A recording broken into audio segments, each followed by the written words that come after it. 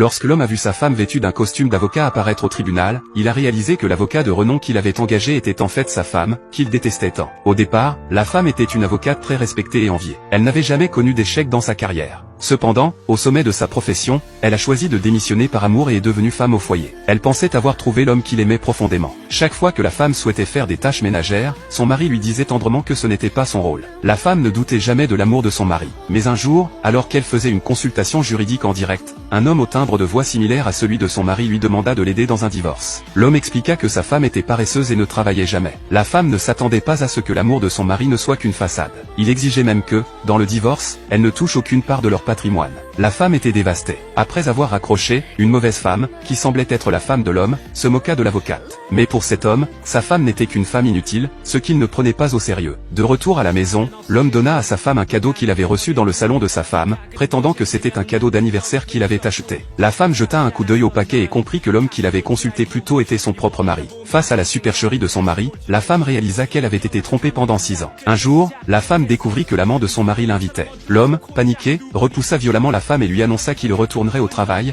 la laissant seule. La femme décida alors de se venger et accepta de l'aider dans son procès. L'homme, très enthousiaste, paya des honoraires élevés, puis ramena son amante chez lui. La jeune femme ne s'en souciait pas. L'homme pensait que la femme agissait ainsi pour le rendre coupable et l'humilia en lui disant qu'il avait trouvé une meilleure personne. Ce jour-là, l'homme demanda à la femme de signer un accord de divorce, sinon il la poursuivrait en justice dans 3 jours. Il expliqua qu'il avait engagé l'avocat le plus talentueux, se moquant d'elle en lui disant qu'elle n'aurait nulle part où aller. La femme répondit qu'elle gagnerait. Ce jour-là, la femme retourna au travail et caressa ses honneurs, se souvenant de ses gloires passées. Ses amis étaient heureux de son retour. C'est alors que l'homme arriva, se moquant d'elle en lui disant qu'elle était probablement trop désespérée pour se payer un avocat. Il l'humilia encore, lui proposant 20 000 € si elle acceptait le divorce. La femme, indifférente, lui lança sa carte bancaire. L'homme, furieux, partit. De son côté, l'homme préparait les affaires de la femme, lui disant qu'elle devait quitter la maison. La femme rétorqua que c'était sa maison et qu'elle ne partirait pas. L'homme se moqua de son incapacité à gagner sans argent ni ressources. La femme répondit qu'elle lui réserverait une surprise le lendemain. Elle se changea, et dès qu'elle arriva à la porte, l'homme la ridiculisa, lui disant qu'elle n'avait aucune chance. Le juge demanda alors où était l'avocat de l'homme.